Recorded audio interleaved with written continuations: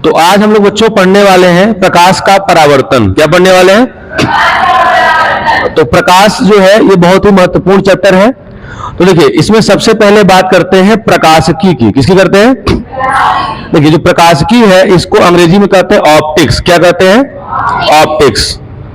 अब ऑप्टिक्स है क्या? तो देखिए भौतिक विज्ञान की वह शाखा जिसके अंतर्गत प्रकाश के गुणधर्म, ठीक है, भौतिक विज्ञान की वह शाखा जिसके अंतर्गत प्रकाश के गुणधर्म जैसे परावर्तन, अपवर्तन, ठीक है, इन सब की व्याख्या की जाए तो इसे हम क्या कहते हैं? इसे हम कहते हैं प्रकाशिकी।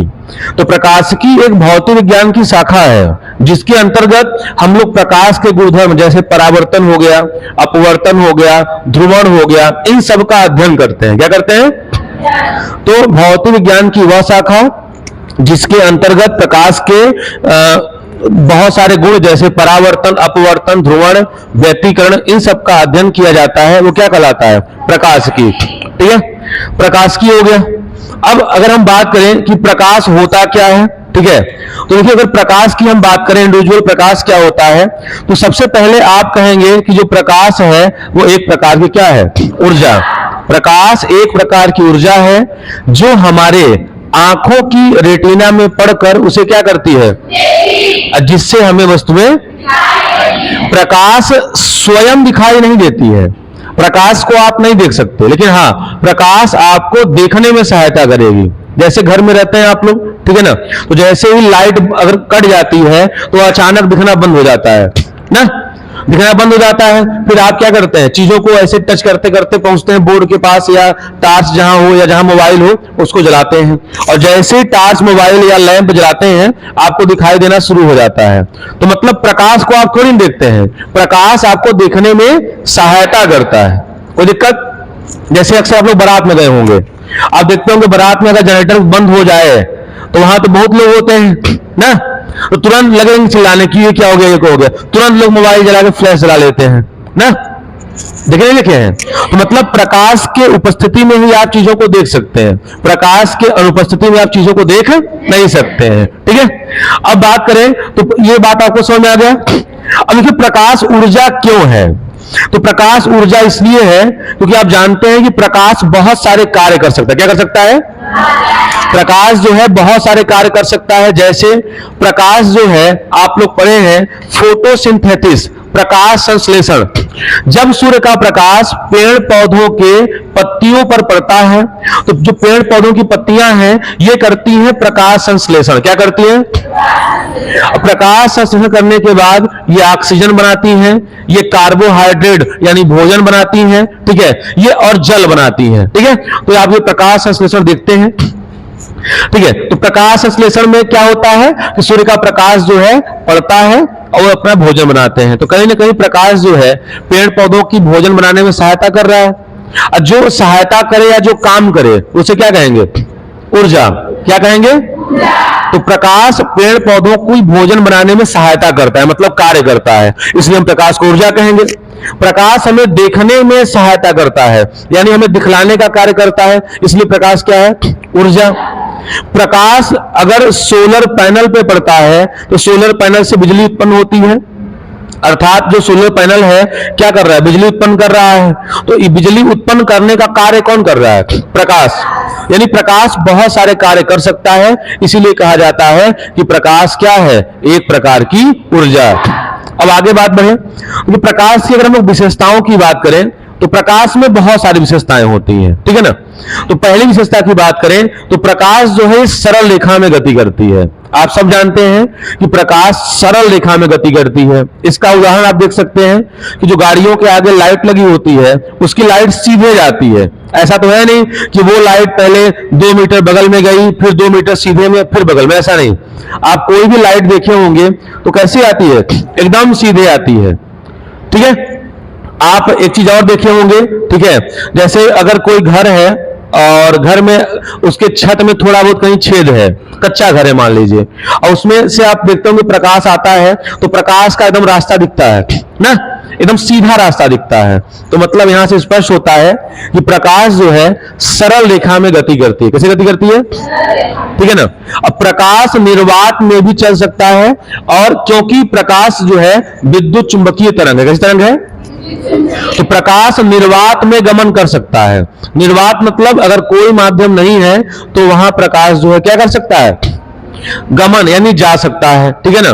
क्योंकि जो प्रकाश है एक प्रकार की विद्युत चुंबकीय तरंग है। कौन सी तरंग है? और आप जानते हैं विद्युत चुंबकीय तरंग वे तरंगें होती हैं जिनके संचरण के लिए माध्यम की आवश्यकता नहीं होती है। फिर अगर बात करें कि प्रकाश की चाल कितनी होती है, ठीक है, तो जो प्रकाश की चाल है वो होती है 3 गुणित 10 की घाते 8, 3 गुणित 10 की घाते 8 मीटर प्रति सेकंड होती है। अगर इसे हम बदलना चाहें तो ये हो जाता है 3 लाख किलोमीटर प्रति घंटा सेकंड। 3 लाख किलोमीटर प्रति सेकंड भी बोल सकते हैं आप, या 3 गुणित 10 घाते 8 मीटर प्रति सेकंड बोल सकते हैं। प्रकाश की चाल को बताया किसने? तो रोमर। तो एक साइंटिस्ट थे, उनका नाम था रोमर। उन्होंने ही सबसे पहले बताया कि जो प्रकाश की चाल होती है 3 गुणित 10 की घाते 8 मीटर प्रति सेकंड होती है। कोई दिक्कत? ये प्रकाश की चाल हो गई। प्रकाश जो है कण और तरंग दोनों की भांति व्यवहार करता है। ठीक है ना। प्रकाश कैसा व्यवहार करता है?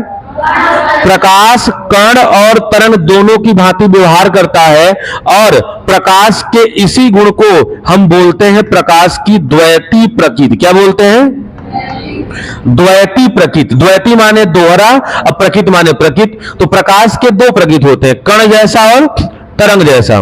तो प्रकाश जो है कण और तरंग दोनों की भांति व्यवहार करता है, इसी गुण को हम क्या कहते हैं? प्रकाश की द्वैती प्रकृति कहते हैं। ठीक है। दृश्य प्रकाश किरण, जो दृश्य प्रकाश किरण है, विजुअल लाइट रे जो है, इसकी तरंग दैर्घ्य जो है 3900 से 7800 एंगस्ट्राम होता है। कितना होता है? तो दृश्य प्रकाश किरण जो है इसकी तरंग दैर्घ्य, ठीक है, 3900 से 7800 एंगस्ट्राम के बीच होता है। ठीक है। अगर 3900 से 7800 एंगस्ट्राम, तो बात याद रख लीजिए। ठीक है। आप लोगों ने पढ़ा होगा विबग्योर, VIBGYOR। इन्हीं 7 रंगों को हम बोलते हैं दृश्य प्रकाश किरण। क्या बोलते हैं? तो इन्हीं 7 रंगों का जो तरंगदैर्घ्य होगा इसका लगभग 3900 होता है, 3900 एंगस्ट्राम होता है, और इसका जो है लगभग 7800 एंगस्ट्राम होता है। ठीक है दोस्तों। अभी बाकी जो है इन सबके बीच में होता है। क्या होता है? तो इसीलिए कहा जाता है कि जो दृश्य प्रकाश किरण है इनका तरंगदैर्घ्य कहां कितना होता है? 3900 से 7800 एंगस्ट्राम के बीच में। अगर आपसे पूछा जाए कि सबसे कम तरंगदैर्घ्य किसका होता है? V यानी वायलेट, वायलेट माने बैगनी। तो बैगनी रंग के प्रकाश का तरंगदैर्घ्य सबसे कम होता है 3900 एंगस्ट्राम के लगभग, और लाल रंग के प्रकाश का तरंगदैर्घ्य सबसे ज्यादा होता है 7800 एंगस्ट्राम के लगभग। याद हो गया? अब बाकियों के क्या होंगे? इसके बीच में, यानी जैसे जैसे बढ़ते जाएंगे इधर तरंगदैर्घ्य बढ़ता जाएगा और लाल रंग पे मैक्सिमम हो जाएगा। ठीक है। अब इसके बाद अगर हम बात करें श्वेत प्रकाश किरण, तो जो श्वेत प्रकाश किरण है, ठीक है, ये कितने रंगों से मिलकर बना होता है? और ये 7 रंग जो है आप देख पा रहे हैं, ठीक है, ये आपका बैगनी हो गया, फिर जामुनी हो गया, ये 7 रंग जो है आपको क्रम से दिए गए हैं। ठीक है। और आप देख पा रहे हैं कि सबसे कम तरंगदैर्घ्य की बात करें तो गामा रेज का होता है। किसका होता है? गामा किरण का। गामा किरण के बाद एक्स किरण का, एक्स किरण के बाद अल्ट्रा वायलेट यानी पराबैंगनी किरण का। किसका? और इंफ्रारेड का मतलब होता है अवरक्त। क्या होता है? तो अवरक्त का और कम। रेडार सिस्टम आप सुने होंगे। कौन सा सिस्टम? रेडार। तो रेडार में क्या होता है कि ये किसी भी देश के सीमा पर लगाया जाता है। अगर वहां पे कोई भी वस्तु आ रही है या कोई जहाज आ रहा है या कोई अटैक करने आ रहा है तो ये जो रेडार सिस्टम है ये बता देता है कोई आ रहा है कि नहीं। फिर उससे ज्यादा किसका होता है? एफएम। एफएम मतलब फ्रीक्वेंसी मॉड्यूलेटर। आप लोगों ने रेडियो सुना होगा, तो रेडियो को लोग एफएम बोलते हैं। एफएम मतलब फ्रीक्वेंसी मॉड्यूलेटर। तो उसके बाद इसका होगा, और उसके बाद जो आपके घरों में टीवी लगा होता है उसके तरंग का होगा। उसके बाद किसका होगा? Short wave am. तो ये है क्या? तरंग दैर्घ्यों का घटता हुआ क्रम। क्या है? मतलब ये सबसे कम, फिर ये थोड़ा ज्यादा, फिर ये थोड़ा ज्यादा, और इसी के बीच में क्या आता है? ये 7 रंग आते हैं। क्या आते हैं? तो जो दृश्य प्रकाश किरण है ये किसके बीच में आएगा तरंग दैर्घ्य के मामले में? तो अल्ट्रा वायलेट माने, हाँ अल्ट्रा वायलेट माने पराबैंगनी। कौन सा? तो पराबैंगनी से ज्यादा होता है दृश्य प्रकाश का, पराबैंगनी से क्या होता है? ज्यादा होता है। लेकिन इंफ्रारेड, इंफ्रारेड माने औरक्त, औरक्त से क्या होता है? कम। औरक्त मतलब समझते हैं ना, जो आपके टीवी के रिमोट में आगे बल्ब लगा होता है, अब वो बल्ब जलता नहीं है, तो मतलब वो औरक्त तरंगे निकाल रहा है। कौन सी तरंग? औरक्त तरंगों को हम लोग देख नहीं सकते। बात समझा? आप टीवी का रिमोट जो एक पुराना वाला था उसे आप नहीं देख पाते होंगे, ठीक है, लेकिन अगर मोबाइल के कैमरे में देखेंगे वो जलता हुआ दिखेगा, तो वो औरक्त तरंगे निकालता है, यानी इंफ्रारेड। ठीक है, तो ये क्रम आप लोग याद रखिएगा। सबसे कम तरंग दैर्घ्य गामा का, फिर एक्स का, उसके बाद बढ़ते क्रम में फिर एक्स किरण का, फिर पराबैंगनी किरण का, फिर ये विजिबल लाइट यानी दृश्य प्रकाश का, फिर इंफ्रारेड यानी औरक्त का, फिर बढ़कर रेडार का और ज्यादा, एफएम का और ज्यादा, टीवी का और ज्यादा, और फिर इसके बाद एएम। ये आपका ऐसे बढ़ता जाएगा। समझ में आ गया? तो ये तरंग दैर्घ्य का क्रम हो गया। अगर बात करें कि प्रकाश में कौन कौन सी घटनाएं होती हैं, तो प्रकाश में देखिए अपवर्तन देखने को मिलता है, ठीक है, प्रकाश में परावर्तन भी देखने को मिलता है, प्रकाश में ध्रुवण, व्यतिकरण जैसी बहुत सारी घटनाएं हमें देखने को मिलती हैं, जिसके बारे में हम आगे पढ़ेंगे। ठीक है, अगर अब हम बात करें तो ये प्रकाश के सारे गुण जो हैं यहां पे समाप्त हो गए। हाँ, एक गुण प्रकाश का आप और बोल सकते हैं कि जैसे अगर मान लीजिए कि कोई धातु है, क्या है, मान लीजिए कोई ये वस्तु है, इसको बोले दिए हम धातु, ठीक है, और मान लीजिए कि इस पर जो है इलेक्ट्रॉन गिर जाए, इस पर प्रकाश गिरे, क्या गिरे, अगर इस पर प्रकाश पड़े, तो जब किसी धातु के सतह पर प्रकाश पड़ती है तो धातु के सतह से निकलने लगते हैं इलेक्ट्रॉन, क्या निकलने लगते हैं। अब बस इसी घटना को हम क्या कहते हैं, प्रकाश वैद्युत प्रभाव कहते हैं। इसी घटना को क्या कहते हैं, प्रकाश वैद्युत प्रभाव कहते हैं। ठीक है, तो प्रकाश के गुण जो है यहां पे समाप्त हो जाते हैं। ठीक है, अब हम लोग अगला वीडियो पढ़ेंगे। धन्यवाद। तो अब हम लोग पढ़ेंगे किरण। ठीक है, अब किरण यानी अंग्रेजी में किरण को क्या कहते हैं, रेज, RAYS। अब देखिए, प्रकाश किसी समांगी अथवा पारदर्शी माध्यम में जिस सरल रेखीय पथ पर गमन करता है उसे क्या कहते हैं। तो प्रकाश किरण का मतलब यह है कि प्रकाश जिस सरल रेखा पे गति करे, प्रकाश जिस सरल रेखा पे गति करे उसे हम क्या कहते हैं, उसे कहते हैं किरण।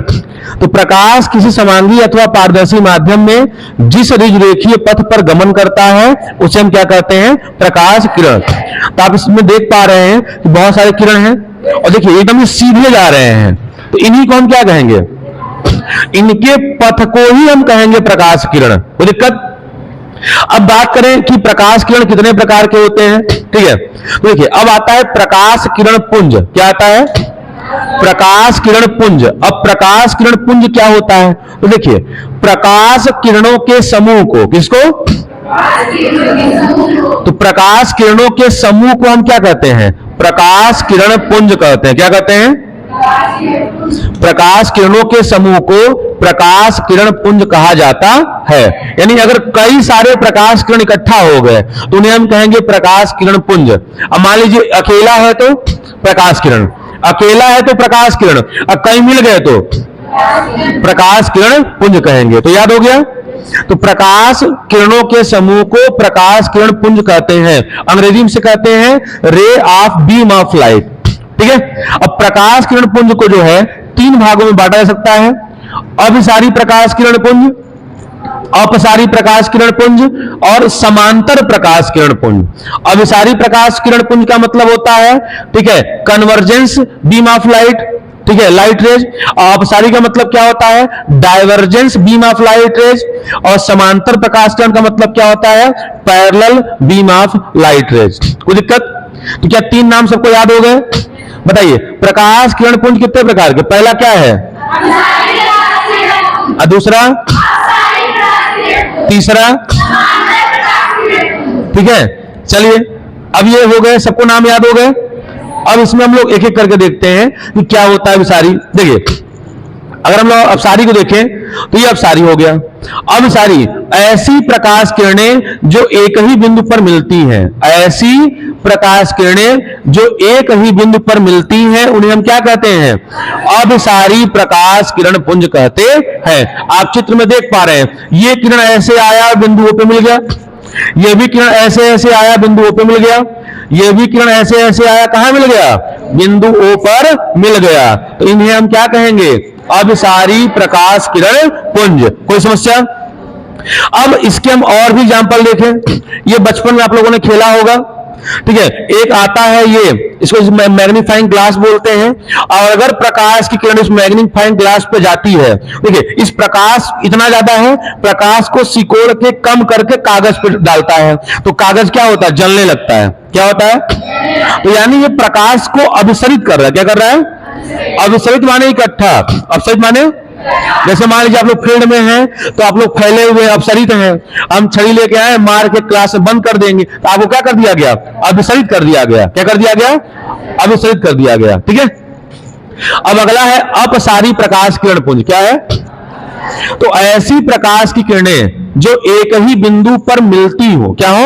एक ही बिंदु से निकलती हो, ध्यान दीजिएगा, ऐसी प्रकाश किरण जो एक ही बिंदु से जाती हो, अपसारी प्रकाश किरण कहलाती है। तो अपसारी में एक ही बिंदु से बहुत सारी किरणें निकलती हैं। जैसा देखिए आप, ये बिंदु एस माना गया है, यहीं से सब किरण निकल रही है, तो इसे हम क्या कहेंगे?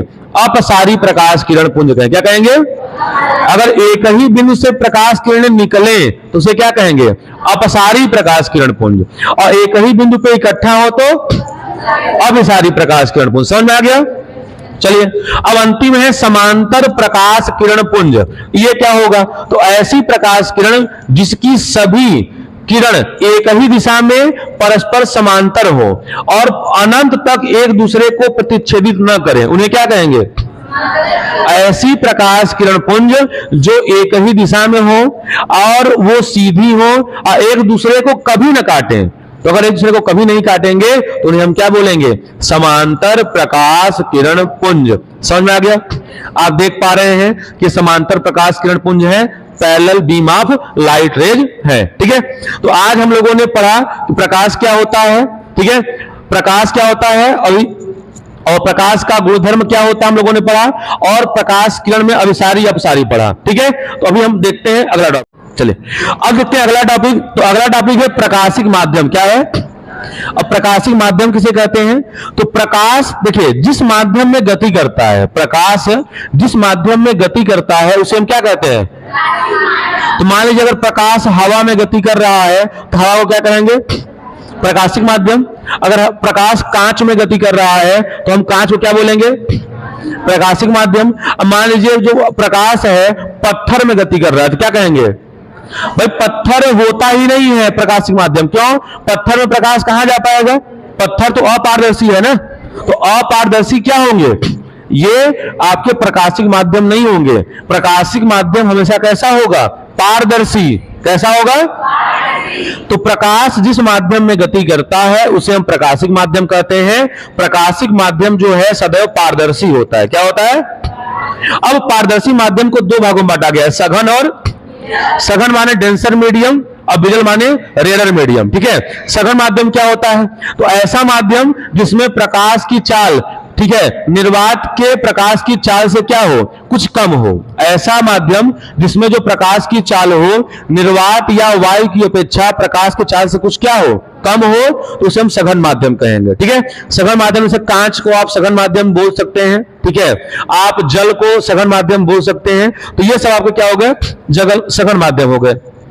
अब बात करें विरल माध्यम की, तो विरल माध्यम में क्या होगा? तो ऐसा माध्यम जिसमें प्रकाश की चाल मैक्सिमम हो। तो अगर प्रकाश की चाल मैक्सिमम है, अधिकतम है, तो उसे हम क्या कहेंगे?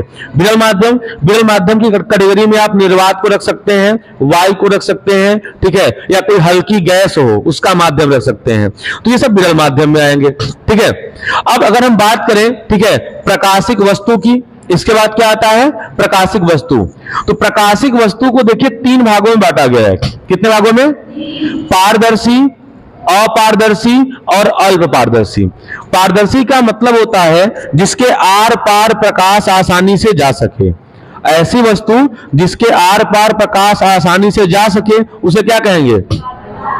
और जिसके आर पार प्रकाश न जा सके उसे, और जिसके आर पार प्रकाश थोड़ा बहुत जा सके उसे। अब देखिए, पारदर्शी वस्तु का एग्जांपल कांच हो सकता है, शुद्ध जल हो सकता है, हवा हो सकता है, ठीक है। अपारदर्शी का एग्जांपल तो ईंट, लोहा, पत्थर, दीवार, ये अपारदर्शी है, इनके आर पार प्रकाश जाने की संभावना। और अल्प पारदर्शी या पारभासी किसे कहेंगे? तो ऐसी वस्तु जिसके आर पार प्रकाश की थोड़ी मात्रा जाए। क्या जाए? तो थोड़ी मात्रा जाएगी तो उसे हम कहेंगे पारभासी। जैसे आप कह सकते हैं कि अगर कोई कागज है और उस पर तेल की मात्रा लगी हो तो आप देखते हैं कि उस पर आप आर पार प्रकाश थोड़ा बहुत जाता है। या जैसे कोई रंगीन कागज है या सफेद कागज है और कागज अत्यंत पतला है तो उसके आर पार आप थोड़ा बहुत देख सकते हैं, ठीक है। कोई पतला कपड़ा है तो उसके आर पार आप देख सकते हैं थोड़ा बहुत, ठीक है। तो वो क्या हो गया? वो सब आपके अल्प पारदर्शी हुए। अब ऐसा क्या होता है इसमें, तो देखिएगा ध्यान से।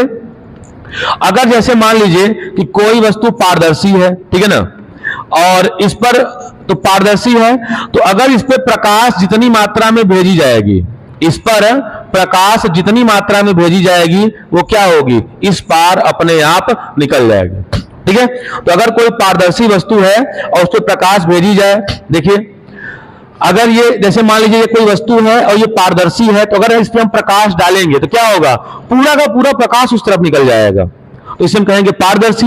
यानी आप कह सकते हैं यहां पर, ठीक है, यहां पर आप एक चीज कह सकते हैं कि ये जो वस्तु है, ठीक है, ये वस्तु है न तो प्रकाश किरण को अवशोषित करती है, पारदर्शी वस्तु न तो प्रकाश किरण को अवशोषित करती है और न ही प्रकाश किरण को परावर्तित करती है। ध्यान से देखिएगा, जो पारदर्शी वस्तु है ये प्रकाश किरण को न तो परावर्तित करती है और न तो, इसीलिए पूरा का पूरा जो प्रकाश है उस तरफ क्या होता है? निकल जाता है।